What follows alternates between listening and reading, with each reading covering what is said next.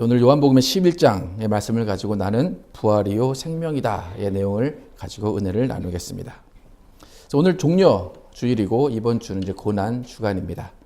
예수님께서 가장 힘든 시간을 보내시고 어려운 순간을 보내신 고난 주간입니다. 너무나 어려운 일주일이었지만 또 그와 동시에 반드시 이 순간을 지나셔야지만 부활이 있었기 때문에 예수님은 이 고난 주간을 피하거나 외면하시지 않으시고 오히려 적극적으로 온전히 이 과정을 감당하셨습니다. 그러니까 모든 영광의 순간 앞에는 시험이라는 관문이 있습니다. 그래서 그 관문을 통과해야 영광을 바라보는 것처럼 예수님은 고난을 받으시고 예수님이 죽으심으로 예수님의 영광의 부활에 참여하셨습니다. 그래서 고난 주간을 우리가 살펴보면 고난 주간은 철저히 예수님이 죄인이 되는 모습을 볼 수 있습니다. 철저하게 우리의 죄와 허물이 예수님께 전가되어서 죄인의 모습으로 돌아가시는 분이 예수님이십니다.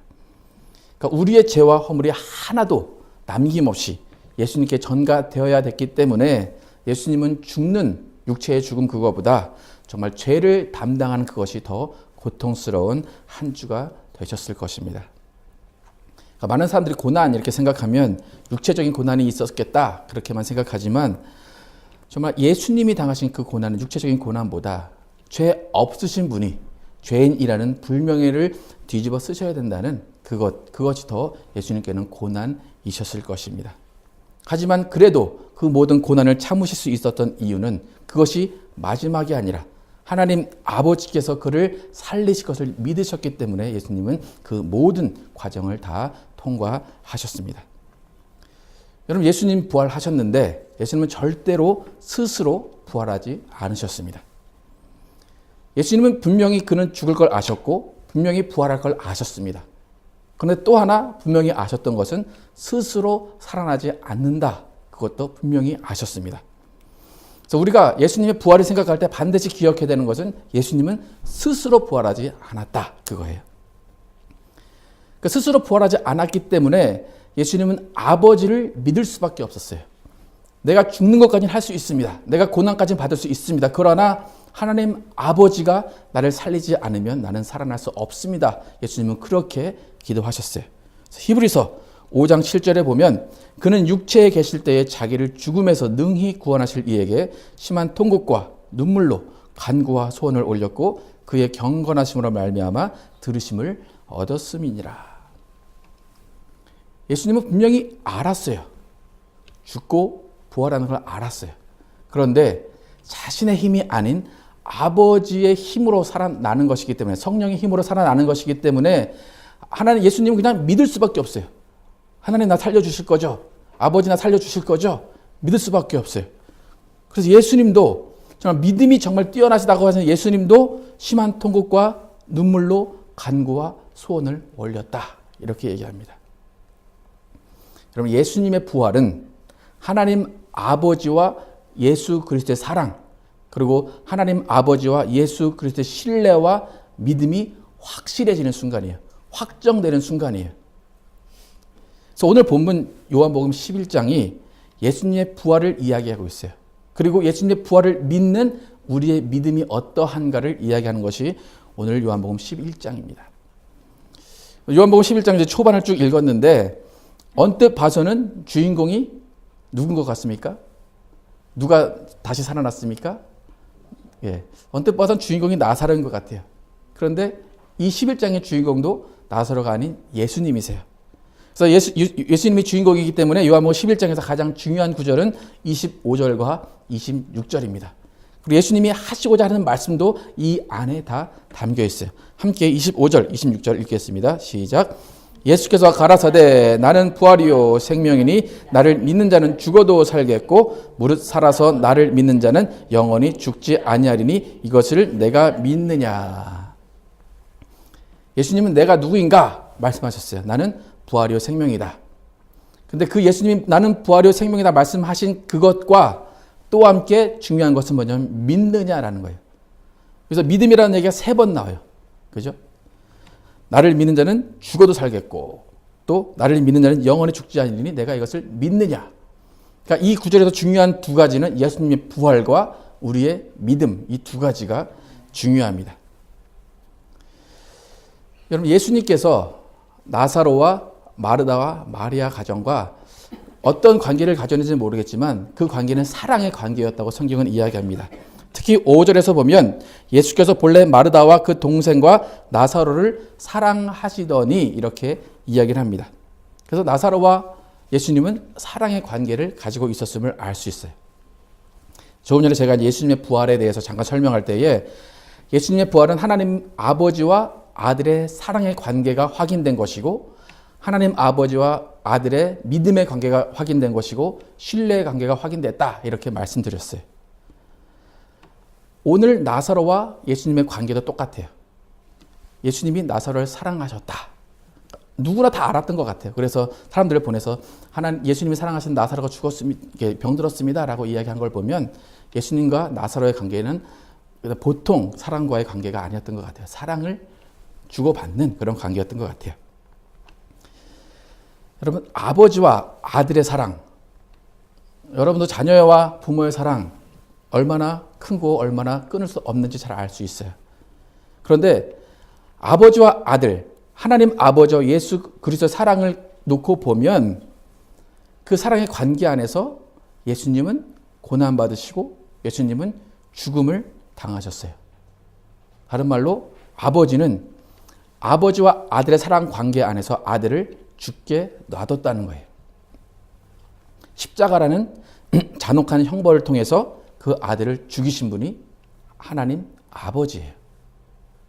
하지만 또 그 죽음이라는 그 십자가를 통해서 아버지는 사랑을 나타내셨고 신뢰를 또 확인시켜 주셨음을 우리가 알 수 있어요. 이렇게 아버지와 아들의 관계의 사랑, 그 관계를 우리가 오늘 본문 가운데 나사로를 살리신 예수 그리스도와 나사로의 관계 안에서 볼 수가 있습니다.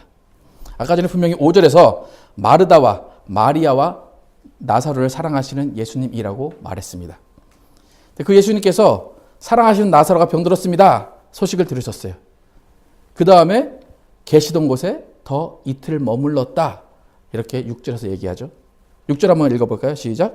나사로가 병들었다 함을 들으시고 그 계시던 곳에 이틀을 더 유하시고. 여러분의 가족, 정말 사랑하는 사람이 병들어서 내일 혹은 모레 죽을 것 같습니다. 여러분, 인간적인 도리면 어떻게 해야 됩니까, 여러분? 바로 당장 달려가서 그 죽음을 맞이하고 그 사람을 보살펴야 됩니다. 예수님은 5절에서 분명히 사랑하셨다 이야기하는데 6절에서 이틀을 더 유하셨다. 앞뒤가 안 맞죠? 사랑하시는 자의 행동이 아니었습니다. 그러니까 우리가 이것을 보면 예수님이 사랑하시는 자가 죽어간다라는 소리를 들으시고 이틀을 더 유하셨다는 것은 뭐냐면 예수님께서 정말 그 소식을 듣고 이미 일어날 일들을 알고 계셨고 계획하셨고 믿음이 있으셨다는 거예요. 예수님께서 계획하시고 믿으시고 하고자 하셨던 일이 과연 무엇인가? 예수님은 그것을 어떻게 아셨고 어떻게 계획하셨을까? 그 이유는 예수님도 똑같은 입장이 되실 것이라는 것을 아셨기 때문이에요. 나사로가 죽을 병이 걸렸다는 것을 알고 가족들은 애타고 있습니다. 그리고 이미 또 죽었습니다. 그런데 예수님은 느긋하게 이틀을 기다리시고 이제 가자 말씀하십니다. 근데 그것을 자신의 입장으로 생각을 하시면 예수님은 자기를 죽음에서 능히 구하실 분에게 심한 통곡과 눈물과 간구와 소원을 올려서 기도하시는 그 순간, 자기는 죽어가는 그 순간, 십자가 위에서 올라서 죽어가는 그 순간에 아버지는 가만히 계실 것을 예수님은 아셨다는 거예요. 여러분, 사랑하는 아들, 사랑하는 딸, 죽음 앞에서 태어날 수 있는 사람은 아무도 없어요. 하지만 그 죽음 앞에 태어날 수 있다는 것은 뭐냐면 그 죽음이 끝이 아니라는 것을 알고 있다는 거예요. 내가 그 아들에게, 그 딸에게 해줄 수 있는 무언가가 있다면 느긋하게 기다릴 수 있습니다. 만약에 독에 감염됐는데 그 독을 해독할 수 있는 해독제가 있다 한다면 느긋하게 기다릴 수 있다는 거예요. 예수는 분명히 나사로의 죽음이 끝이 아니라는 것을 알고 계셨어요. 근데 끝이 아니라는 그것은 예수님이 계획하시고 예수님이 알고 계셨지만 그 중심에는 하나님 아버지와 아들의 신뢰 관계가 있었고 사랑이 있었다는 것입니다. 예수님께서 4절에 보면 예수께서 들으시고 가라사대 이 병은 죽을 병이 아니라 하나님의 영광을 위함이요 하나님의 아들로 이를 인하여 영광을 얻게 하려 함이라 하시더라. 그러니까 그 일은 나사로가 죽을 거지만 죽을 병이 아니야. 이것은 하나님의 영광을 위함이야. 하나님의 아들 나로 인하여 영광을 얻게 하시려는 하나님 아버지의 뜻이야 라고 말씀하신 거예요. 오히려 그의 죽음은 하나님의 영광을 위한 죽음이고 하나님의 아들로 영광을 얻게 하는 죽음이었습니다. 분명히 예수님 4절에서 죽을 병이 아니다 그러셨어요. 그런데 예수님은 나사로가 죽기를 기다리셨다는 거예요. 이틀을 기다리셨어요. 과연 왜 그러셨을까? 기다린 것과 하나님의 영광이 무엇이 관련이 있을까? 여러분, 예수님이 이제 나사로가 죽지 않았어. 그리고 이제 한 이틀 지나서 나사로가 죽었어. 그러고 가셨어요. 정말 나사로가 딱 갔는데 나사로가 죽지 않고 시름시름 앓고 있어요. 그럼 그 상황에서 예수님 뭘 하셔야 될까요? 병은 고칠 수 있겠죠. 근데 병 고치는 것은 이미 했던 일이에요. 예수님이 하나님의 영광을 위함이고 아들이 이를 인하여 영광을 받기 위해서는 나사로가 죽어야 된다는 거예요. 근데 죽는데 어설프게 죽으면 안 돼요. 여러분, 뉴스에 가끔 나오는 일 중에 관을 메고 가다가 관이 덜컥했는데 사람이 갑자기 관문을 딱 열고 튀어나왔다 그런 소리 가끔 듣죠. 그 사람은 죽은 겁니까? 안 죽은 겁니까? 죽었을 수도 안 죽었을 수도 그럽니까? 그 사람은 안 죽은 거예요. 죽은 사람은 다시 살아날 수 없는 것이 이 인류의 법칙입니다. 나사로가 죽었다는 것이 확인돼야 되기 때문에 예수님은 이틀 동안 기다리셨다는 거예요. 이틀 동안 기다리시고 가는 동안에 이미 나사로는 무덤에서 시체가 썩었다는 거예요. 그래서 마르다가 시체가 썩은 냄새가 납니다. 그렇게 얘기를 해요. 예수님은 분명히 4절에서 죽을 병이 아니다 라고 말씀하시는데 예수님은 나사로에게 가시면서 그러니까 출발하시면서 예수님이 선포하신 말씀이 있어요. 나사로는 죽었다 선포를 하십니다. 11절에서 15절 예수님이 어떻게 말씀하시고 가셨는지 한번 보겠습니다. 시작. 이 말씀을 하신 후에 또 가라사대 우리 친구 나사로가 잠들었도다. 그러나 내가 깨우러 가노라. 제자들이 가로되 주여 잠들었으면 낫겠나이다 하더라. 예수는 그의 죽음을 가리켜 말씀하신 것이나 저희는 잠들어 쉬는 것을 가리켜 말씀하신 줄 생각하는지라. 이 예수께서 밝히 이르시되 나사로가 죽었느니라. 내가 거기 있지 아니한 것을 너희를 위하여 기뻐하노니 이는 너희로 믿게 하려 함이라. 그러나 그에게로 가자 하신대. 나사로가 죽을 병이 아니야. 근데 출발하시면서는 죽었다. 그렇게 말씀하세요. 그런데 죽었다 말씀하시고 가자 말씀하신 의도가 있어요. 15절 맨 후반에 뭐라고 말씀하십니까? 이는 너희로 믿게 하려 함이라. 너희가 믿게 하기 위해서 내가 이 모든 일을 행한다. 나사로는 죽었다. 가자 말씀하시는 거예요. 그러니까 나사로의 부활 사건은 그 일을 보는 모든 사람들에게 부활에 관한 믿음을 그리고 아버지에 관한 믿음을 심어주기 위한 거예요. 죽은 자를 살리시는 하나님, 없는 것을 있는 것처럼 하시는 하나님을 믿게 하시기 위한 예수님의 의도가 들어있는 사건이에요. 여러분, 이 믿음, 죽은 자를 살리시는 하나님, 없는 것을 있는 것 같이 만드시는 하나님, 이 믿음을 갖고 계신 분이 바로 예수님이에요. 예수님은 하나님 아버지를 자기를 죽음에서 능히 구원하실이라고 믿고 있었어요. 이 말은 자신은 100% 죽어도 하나님이 살리실 거야 라는 것은 믿음을 갖고 있었어요. 그 믿음을 가지고 너희도 이 믿음을 가져야 돼. 그래서 이것을 믿느냐 이 말씀을 하시기 위해서 예수님은 이 나사로의 사건을 계속 진행을 하십니다. 여러분, 이 시대에는 부활을 믿는 시대였어요. 부활이 그냥 종교적인 그런 개념이었고 부활을 다 믿었어요. 사두개인만 빼고는 대부분 다 부활을 믿었어요. 그래서 마르다가 예수님을 만났을 때 예수님이 물어봐, 너 오라비가 살 거야? 마르다는 믿었어요. 그래서 23절과 24절 예수님이 뭐라고 말씀하셨고 마르다가 뭐라고 말했는지 한번 보겠습니다. 23, 24 시작. 예수께서 가라사대 내 오라비가 다시 살리라. 마르다가 가로되 마지막 날 부활에는 다시 살 줄을 내가 아나이다. 예수님께서 네 오라비가 살 거야. 마르다가 예수님 알아요. 우리 오라비가 나중에 부활할 거예요. 저도 부활할 거고 다 부활할 거예요. 저 믿어요. 그렇게 말을 해요. 근데 정작 오라비가 살아날 것이라고 마르다가 믿었습니까? 안 믿었습니까? 안 믿었어요.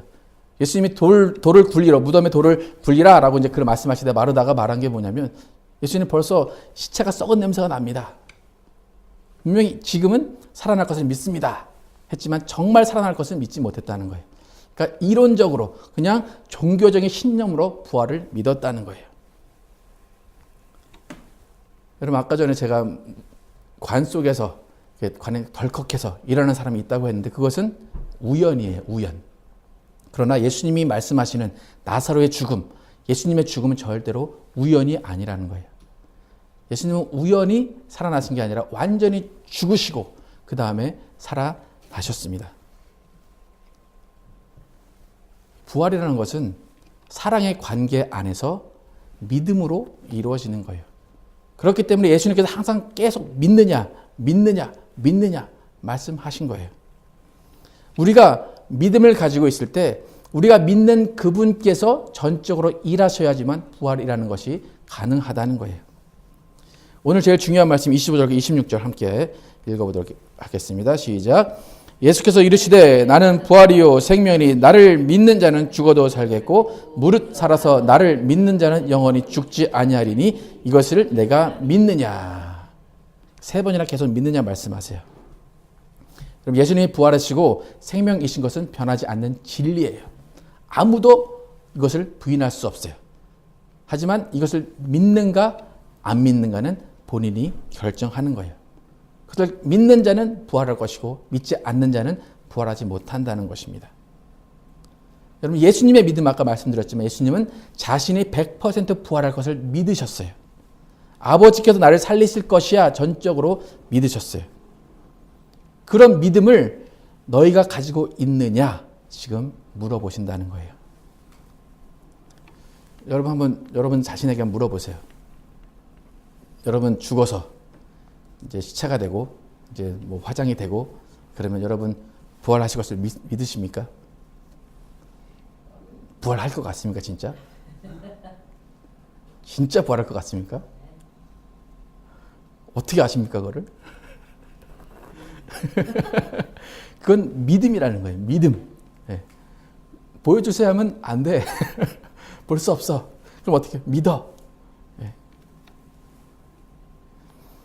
예수님이 이걸 믿을 수 있었다는 것은 무엇이냐면 아버지를 사랑하셨고 하나님이 예수를 사랑하셨고 그 두 관계 가운데 신뢰와 믿음이 있었다는 거예요. 예수님이 얼마나 하나님을 믿고 얼마나 신뢰 관계가 하나님 아버지와 관계가 쌓여 있는가 예수님께서 41절 42절에서 나사로를 살리시기 바로 전에 말씀하신 것으로 알 수 있어요. 함께 41, 42 읽겠습니다. 시작. 돌을 옮겨 놓으니 예수께서 눈을 들어 우러러보시고 가라사대 아버지여 내 말을 들으신 것을 감사하나이다. 항상 내 말을 들으시는 줄을 내가 알았나이다.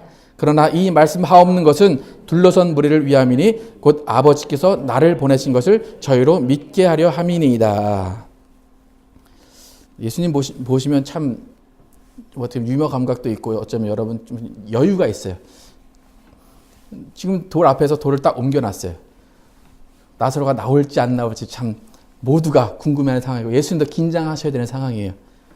이 상황 가운데 예수님이 기도하셨는데 뭐라고 하시냐면 아버지 내가 지금 기도를 하긴 하는데 이미 내가 기도했잖아요. 이미 내가 나사로 살려달라고 기도했잖아요. 하나님 내 기도 들은 거 다 알아요. 다 알아요. 근데 내가 또 이렇게 얘기하는 거 혹시 오해하지 마세요. 내가 또 기도하니까 하나님 얘가 의심하나? 그렇게 오해하지 마세요. 내가 왜 기도하냐면 이 사람들이 이 말을 듣고 나를 믿게 하기 위해서 하나님과 나의 관계를 알게 하기 위해서 내가 크게 기도하는 거니까 하나님 혹시 오해하지 마세요. 그리고 지금 이 말을 하나님께 드리는 거예요. 그러니까 예수님은 정말 믿으신 거예요. 내가 나사로가 나오라 하는 그 순간에 나사로는 나올 거다. 이미 돌문은 열려 있는데 안 나오면 망신인데 나는 정말 믿습니다. 하나님. 나 하나님 내 기도를 들으신 걸 다 알아요. 그런데 이 사람들을 위해서 영어 성경은 베네핏이라고 나와요. 이 사람들의 이익을 주기 위해서 내가 이 말을 크게 합니다. 하나님 이제 내가 말을 할 테니까 하나님 나사로 나오게 해주십시오 라고 하는 거예요. 그리고 43절에 나사로야 나오라 말씀하세요. 나사로가 어떻게 됐습니까? 나사로가 나왔대죠. 어떻게 나왔답니까? 둘둘 붕대를 감고 그 미라 같은 그런 시체로 나왔다는 거예요. 아마 썩은 냄새가 막 진동했을 거예요.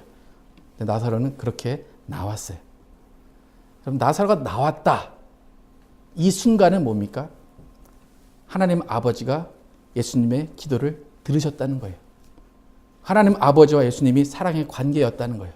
하나님 아버지와 예수님이 신뢰의 관계였고 예수님의 믿음이 하나님이 아셨다는 거예요. 예수님의 믿음을. 여러분 우리가 나사로 같이 부활하기 위해서 예수님 같이 부활하기 위해서 우리에게 필요한 것은 그 믿음이라는 거예요. 여러분 혹시 부활을 위해서 기도해 본 적 있으십니까? 나 부활하게 해주세요. 기도해 본 적 있으십니까? 우리는 많이 안 해요. 그게 여러분 혹시 믿음일 것 같습니까? 제가 생각하기에 믿음이 아니에요. 뭐냐면 실감이 안 나는 거예요. 부활이 뭔지를 모르기 때문에 기도를 안 하는 거예요. 예수님은 기도하셨다고 하잖아요. 근데 왜 우리는 부활을 위해서 기도 안 해요? 실감이 안 나서 그래요. 죽음이 뭔지 부활이 뭔지를 몰라서 그런다는 거예요. 예수님은 나사로의 부활을 위해서 기도하셨다는 거예요. 하나님 내 기도 들으셨죠? 나사로는 나오라. 예수님은 지금 우리를 위해 기도하시는데 우리의 부활을 위해서 기도하실 거예요. 우리의 구원을 위해서 기도하시고 우리가 정말 구원받을 것을 위해 기도하시지만 부활을 위해서도 기도할 거라는 거예요. 여러분 혹시 생각나시면 부활을 위해서 기도하세요. 기도하셔야 그게 확실해지지. 기도 안 하고 가만히 있는다고 그것이 이루어지진 않아요. 그죠? 예수님께서 나사로의 사건을 통해서 알려주시고자 하는 것은 너희가 살아나가서 잠깐 죽었다가 살아난다 그것이 아니에요. 믿음에 대해서 말씀하신다는 거예요. 그러니까 부활만 믿는 것이 아니라 우리가 태어나는 순간부터 죽음에 이르는 그 순간까지 하나님이 함께 계시고 하나님이 너 인생을 주관하신다는 것을 믿으라는 거예요. 예수님은 사랑하시는 나사로를 죽게 내버려 두셨습니다. 그를 살리시면서 아버지와 믿음의 관계, 사랑의 관계를 확인하시고 그 사랑의 관계를 이루셨습니다. 여러분 나사로가 분명히 살아났습니다. 그죠? 나사로 살아나서 얼마 살았는지는 잘 모르겠어요. 나사로가 어떻게 됐습니까? 또 죽었습니다. 그러니까 살아났다는 게 절대 중요한 게 아니에요. 이 사건은 예수님께서 무엇을 가르치시려고 의도하신 사건이라는 거예요. 예수님은 우리에게 정말 사소한 것부터 죽음에 이르는 큰 일까지 모든 일을 믿음으로 모든 것을 믿고 신뢰하고 사랑 관계 안에 있으라는 거예요. 아까 제가 말씀드렸지만 우리는 부활이 너무 실감이 안 나기 때문에 그냥 그것이 믿음인 줄 안다는 거예요. 그런데 부활을 믿는다고 하는 우리가 지금 당장 나와 함께 계시고 나의 앞길을 모두 하시고 나의 선한 목자 되신 예수님을 믿지 못할 때가 있다는 거예요. 부활을 믿는데 내 앞에 큰일이 닥치고 내 앞에 어려움이 있으면 예수님을 버리는 사람이 있다는 거예요. 여러분 우리가 읽은 책 중에서 믿음은 정작 필요하지 않을 때 쉽게 생긴다 는 말처럼 여러분이 부활을 믿는다면 정말 사소한 것 하나까지 하나님의 섭리 안에 있고 하나님의 계획 안에 있고 하나님의 사랑 안에 들어있다는 것을 믿으시기 바랍니다. 여러분 모든 일에 정직하시고 정말 순수하게 하나님만을 의지하시기 바랍니다. 우리의 믿음이라는 것은 하나님 나를 성공하실 것을 믿습니다. 하나님 내 일이 잘 되게 하실 것을 믿습니다. 그것이 아니라 하나님이 나를 사랑하시고 계십니다. 하나님 나를 부활하시게 하실 것입니다. 이것을 믿는 것이 우리의 믿음이에요. 여러분 하나님은 여러분을 사랑하십니다. 믿으십니까? 여러분 하나님을 사랑하십니까? 여러분 예수님이 나사로를 사랑했습니다. 나사로를 죽게 놔두셨습니다. 여러분 하나님이 여러분을 사랑하십니다. 여러분을 죽게 놔두실 것입니다. 그것이 우리의 믿음이에요. 우리의 믿음은 아무 때나 어디서든지 어떤 일이든지 믿는 것이 믿음이에요. 내가 어려움을 당했습니다. 그래도 하나님 사랑합니다. 내가 큰일을 당했습니다. 그래도 하나님을 사랑합니다. 그것이 우리의 믿음이고 그것이 사랑이라는 것입니다. 여러분이 예수님을 사랑하는 그 사랑이 변하면 안 돼요. 우린 때때로 변해요. 내가 잘 될 때는 와 하나님 나 하나님 사랑해요. 일이 안 되면 오늘은 하나님 사랑하지 않아요. 그 사랑과 믿음이 변하면 안 된다는 거예요. 믿음은 잔잔한 물결이에요. 많은 사람이 믿음이 파도처럼 찌는 분들이 많아요. 확 높아졌다가 확 낮아졌다가. 믿음은 잔잔한 물결이에요. 아까 전에 예수님께서 크게 부르짖지 않아도 하나님 다 아시죠? 나 하나님 들으신 거 다 알아요. 말한 것처럼 정말 하나님과 예수님의 신뢰의 관계처럼 우리도 그런 신뢰의 관계, 사랑의 관계를 맺어야 할 것입니다. 여러분, 하나님을 향한 여러분의 신뢰, 여러분의 믿음의 정도가 어느 정도인지 한번 생각을 해보시기 바랍니다. 죽음 앞에서도 변하지 않을 믿음인가? 내 자식이 죽어가는 그 순간에도 변하지 않을 사랑이고 변하지 않을 믿음인가? 내 믿음은 정말 흔들리지 않을 것인가? 여러분 한번 생각해 보시기 바랍니다. 우리 모두는 부활이요 생명이신 예수님을 전적으로 의지하고 신뢰함으로써 모든 삶 가운데 우리를 이끄시는 예수님의 사랑 느끼고 우리의 죽음까지도 목숨까지도 맡길 수 있는 믿음을 가지고 부활에 동참하는 여러분과 제가 되기를 예수 이름으로 축원합니다. 기도하시겠습니다.